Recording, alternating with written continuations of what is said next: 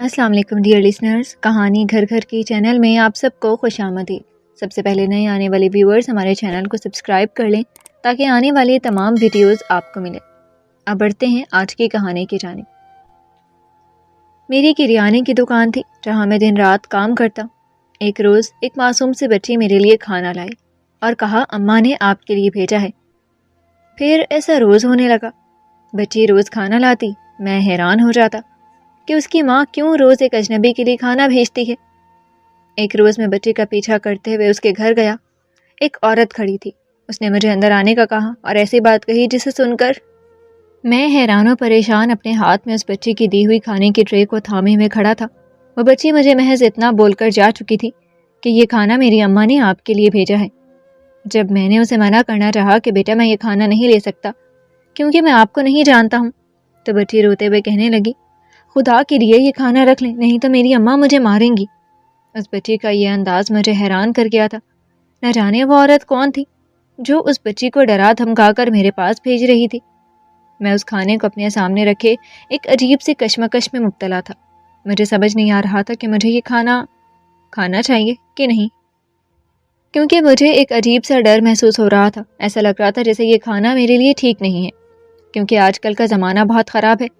لوگ آپ کی معصومیت کا فائدہ اٹھا کر آپ کے ساتھ وہ کر جاتے ہیں جس کا آپ تصور بھی نہیں کر سکتے۔ میرے لیے میری صحت بہت ضروری تھی۔ اگر مجھے کچھ ہو جاتا تو میں کہیں کا نہیں رہتا۔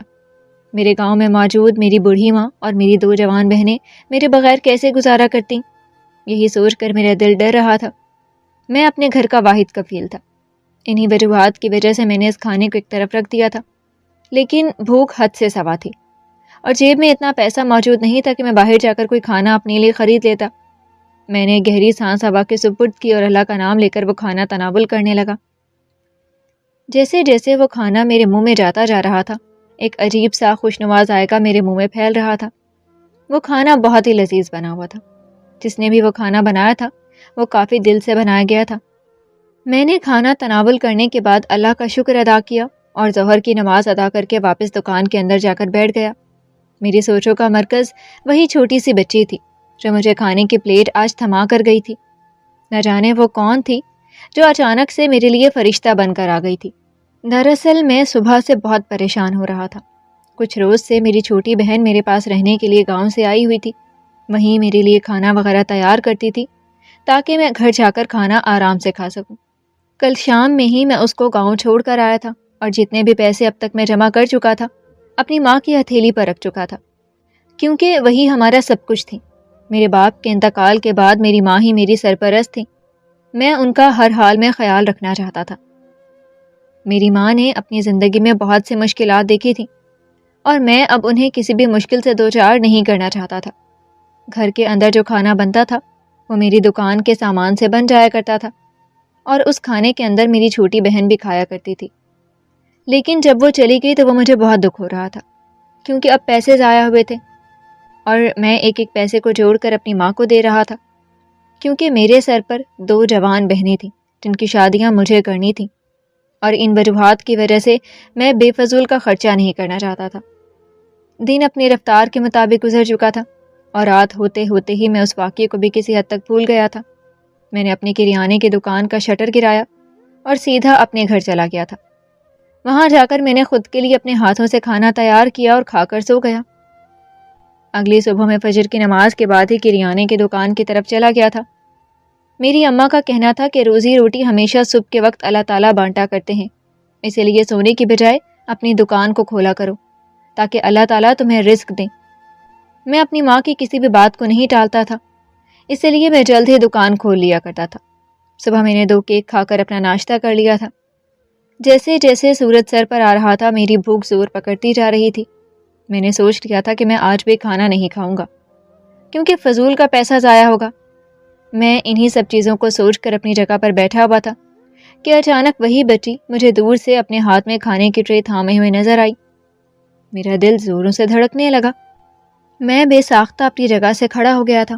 آج میں اس بچی سے یہ سوال کرنا چاہتا تھا کہ تم کہاں سے آتی ہو اور یہ کھانا مجھے کیوں بھیجا جا رہا ہے، لیکن جیسے ہی وہ بچی میرے سامنے آئی تھی میرا دل سارے سوالات کرنا بھول چکا تھا۔ میں اس کے قریب گھٹنوں کے بل بیٹھا اور اس کے ہاتھوں سے ٹرے تھام کر ایک جگہ کو رکھ دی۔ وہ بچی کھانا دیتے ہی وہاں سے جانے لگی تھی، لیکن میں نے اس کو پکڑ کر اپنی کرسی پر بٹھا دیا اور اس کی طرف دیکھتے ہوئے سوال کرنے لگا، دیکھو گڑیا، میں جانتا ہوں تمہاری ماما مجھے کھانا دینے کے لیے کہتی ہیں، اور اگر تم منع کرتی ہو تو وہ تمہیں مارتی ہیں، لیکن تمہیں وہ یہ بتانے سے تو کبھی منع نہیں کرتی ہوں گی کہ تم کہاں سے آئی ہو اور تم کہاں رہتی ہو۔ جبکہ وہ بچی میری بات سن کر سرنفی میں ہلاتے ہوئے کہنے لگی، معاف کیجیے گا انکل، میری ماما نے آپ کو یہ بتانے کے لیے بھی منع کیا ہے، انہوں نے بس مجھے اتنا حکم دیا ہے کہ میں آپ تک یہ کھانا پہنچا دوں، اگر میں نے ذرا بھی یہ کام کرنے میں کوتاہی کی تو وہ مجھے بہت ماریں گی، میں اب جانا چاہتی ہوں۔ وہ بچی وہاں سے بھاگنا چاہ رہی تھی، لیکن میں اس سے اور بھی سوال کرنے تھے، لیکن جیسے ہی اس کی آنکھوں میں نے موٹے موٹے آنسو دیکھے تو میں خاموشی سے پیچھے ہٹ گیا تھا، اور وہ اچھلتے کودتے میرے کریانے کے اسٹور سے نکل گئی تھی، جبکہ میں نے اللہ کا شکر ادا کر کے وہ کھانا خاموشی سے تناول کر لیا تھا۔ لیکن میری سوچوں کا مرکز اب وہی عورت ہو گئی تھی جو روزانہ مجھے کھانا بھیج رہی تھی۔ نہ جانے وہ عورت کون تھی، یہ سوچ سوچ کر میں مسلسل ہلکان ہوتا جا رہا تھا۔ میں نے اب دل ہی دل میں تہیہ کر لیا تھا کہ اگر یہ بچی کل دوبارہ آئی تو میں ضرور اس کا پیچھا کر کے یہ بات معلوم کروں گا کہ آخر وہ عورت چاہتی کیا ہے اور مجھے کس حیثیت سے کھانا بھیج رہی ہے، آخر وہ میری کیا لگتی ہے۔ میں اس سے یہ سب سوال کرنا چاہتا تھا، اس لیے میں کل کا انتظار کافی شدت سے کرنے لگا تھا۔ وقت اپنی رفتار کے مطابق گزرتا جا رہا تھا، اور وہ وقت بھی آ گیا تھا جب اس بچی نے آنا تھا۔ میری نگاہیں سامنے روڈ پر ہی تھی جہاں سے روزانہ وہ بچی آ رہی تھی۔ تھوڑی دیر ہی گزری ہوگی کہ وہ بچی مخصوص وقت پر میرے لیے کھانے کی ٹرے تھامے اندر آئی اور مجھے سلام کر کے کھانا دیا۔ میں نے بھی اس کے سر پر شفقت بھرا ہاتھ رکھا اور اس کے ہاتھ سے ٹرے تھام کر ایک طرف کو رکھ دی۔ وہ بچی مجھے کھانا دینے کے بعد وہاں سے خاموشی سے نکل گئی تھی۔ میں نے فوراً ہی اپنی کریانے اسٹور کا شٹر گرایا اور خاموشی سے اس بچی کا پیچھا کرنے لگا تھا۔ یہ کرتے ہوئے مجھے عجیب سا محسوس بھی ہو رہا تھا، لیکن حقیقت جاننے کے لیے سب کچھ بہت ضروری تھا۔ میرا ایک ایک قدم من کا بھاری ہو رہا تھا، میرا دل بہت برے طریقے سے دھڑک رہا تھا۔ ایسا لگ رہا تھا جیسے میں جو کر رہا ہوں وہ غلط ہے، لیکن حقیقت جاننا میرا فرض تھا، اس لیے میں نے ساری چیزوں کو پسے پشت ڈال کر اس بچی کا پیچھا کافی دھیان سے کرنے لگا تھا۔ وہ بچی ٹیڑھی میڑھی گلیوں میں مڑتی ہوئی ایک خستہ حال سے گھر کے پاس آ گئی تھی۔ میں اس گھر کو دیکھ کر اپنی سانس تک روک چکا تھا۔ میرے ذہن و گمان میں بھی نہیں تھا کہ یہ بچی یہاں رہتی ہوگی۔ میرا دل ڈوب کر رک رہا تھا، میرے جسم پر ایک عجیب سی کپ کپی طاری ہو گئی تھی۔ اس بچی کی ماں دروازے پر ہی کھڑی اپنی بیٹی کا انتظار کر رہی تھی۔ اس عورت کی بچی اس کے سینے سے لگ گئی اور اس کو میرے حوالے سے بتانے لگی، جبکہ اس کی ماں مسکراتے ہوئے میرے بارے میں تمام تر باتیں سن رہی تھی۔ اس نے سن کر اپنی بیٹی کے ماتھے پر ایک بوسہ دیا اور اس کو گھر کے اندر لے جانے لگی، لیکن جیسے ہی اس کی نگاہ میرے اوپر پڑی تو وہ اپنی جگہ پر ساکت ہو گئی تھی۔ وہ عورت میرے لیے بالکل اجنبی تھی، لیکن یہ گھر میرے لیے ہرگز اجنبی نہیں تھا۔ میں قدم با قدم چلتا ہوا اس عورت کے بالکل پاس کھڑا ہو گیا تھا۔ میں نے اس عورت کی طرف ایک دفعہ دیکھا اور اسے دھیمی آواز میں سلام کیا، اور اسے فوراً ہی یہ سوال کیا تھا کہ آپ مجھے کھانا کیوں بھجواتی ہیں؟ میں آپ کا کیا لگتا ہوں جو آپ مجھ پر یہ عنایت کر رہی ہیں؟ جبکہ وہ عورت یہ بات سن کر خاموش ہو گئی تھی۔ مجھے اس عورت کی خاموشی سمجھ نہیں آ رہی تھی۔ میں نے ایک بار پھر اپنی بات پر زور دیا تو وہ عورت مجھے گھر کے اندر آنے کی دعوت دینے لگی۔ پہلے تو میں نے اس کی اس دعوت کو مسترد کر دیا تھا، کیونکہ میری ہمت ہی نہیں ہو رہی تھی اس گھر میں جانے کی، لیکن جب وہ عورت اپنی بات پر زور دینے لگی تو میں سر جھٹک کر اس گھر میں داخل ہو گیا تھا۔ میرے سوچنے کے بالکل ٹھیک مطابق وہ گھر باہر بہت سے خستہ حال تھا۔ اس نے مجھے برآمدے میں پڑی چارپائی پر بیٹھنے کے لیے کہا تو میں خاموشی سے اس عورت کو دیکھتے ہوئے بیٹھ گیا تھا۔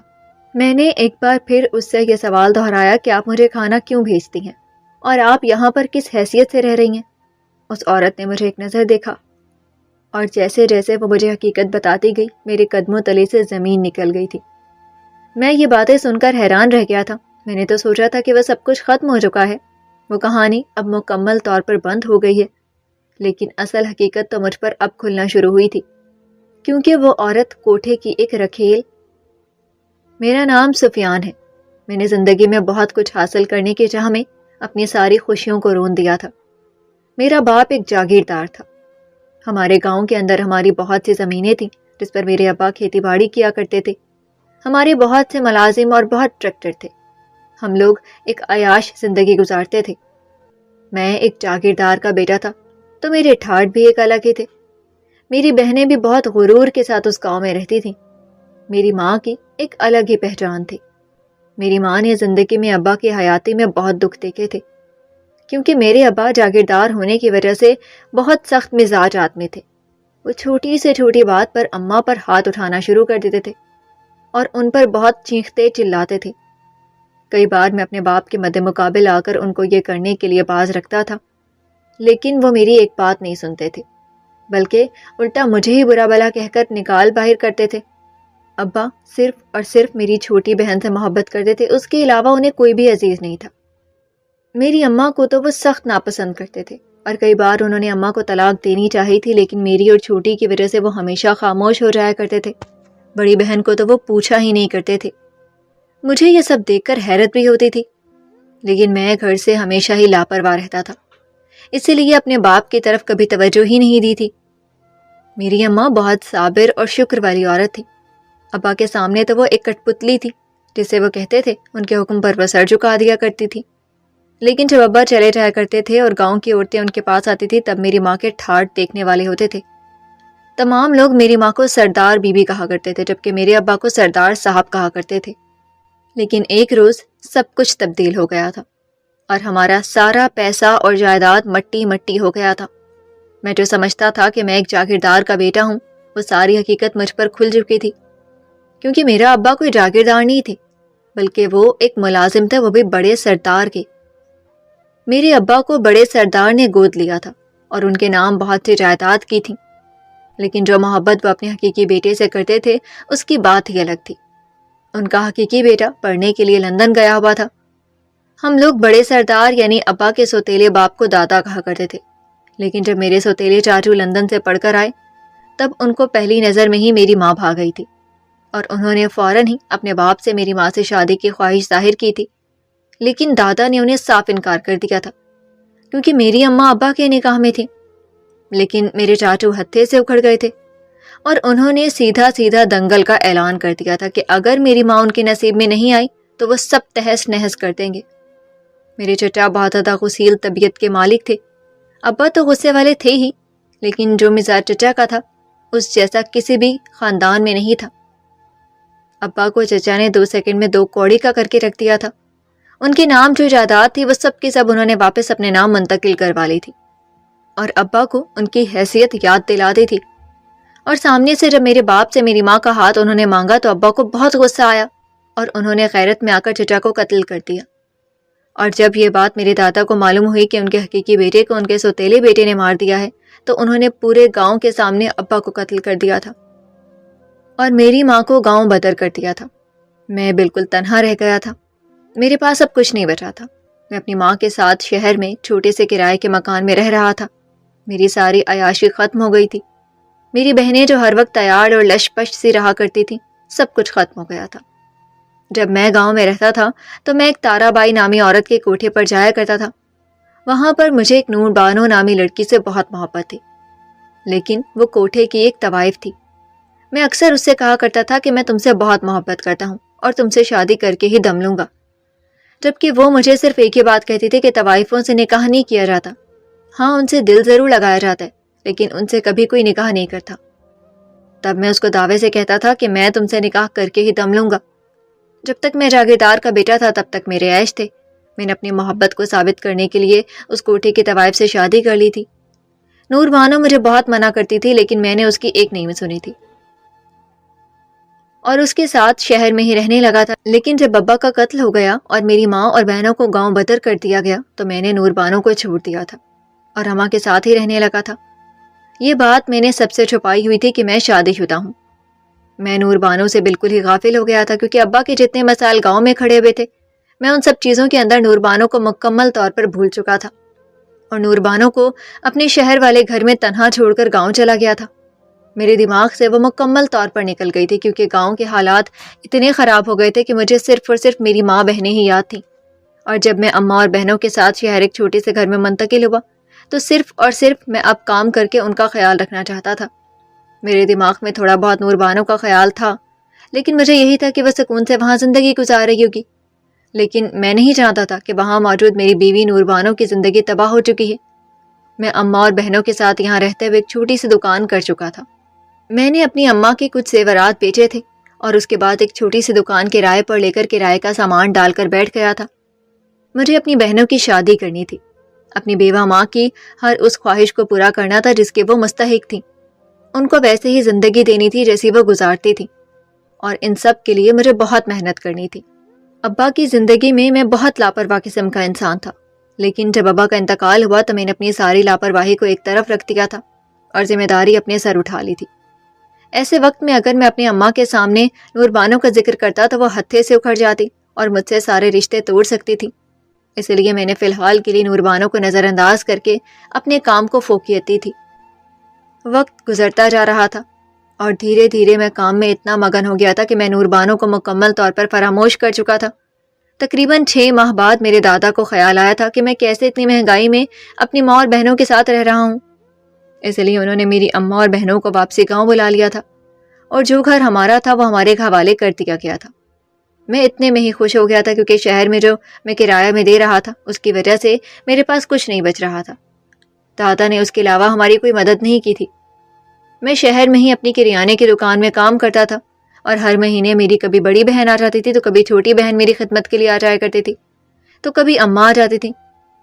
ایسے ہی ہمارا گزر بسر چل رہا تھا، اور انہی دوران جب وہ بچی میرے پاس کھانا لے کر آئی اور جب میں نے اس بچی کی کھوج نکالی تو وہ کوئی اور نہیں بلکہ میری نور بانو کی سہیلی کی بیٹی نکلی تھی۔ نور بانو کی سہیلی کا نام زرمینہ تھا۔ نور بانو نے مجھے ایک روز بھوک اور پیاس سے نڈھال کریانے کے اسٹور پر دیکھا تھا۔ میرے غافل ہونے کے بعد وہ واپس اپنے کوٹھے پر چلی گئی تھی۔ زرمینہ نے مجھے بتایا کہ وہ کوٹھے میں بخوش نہیں ہے کیونکہ نور بانو کو یہ سب کچھ پسند نہیں تھا، جبکہ اس کوٹھے کی سردارنی نور بانو کو لوگوں کے بستر گرم کرنے کے لیے بھی استعمال کرنا چاہتی تھی۔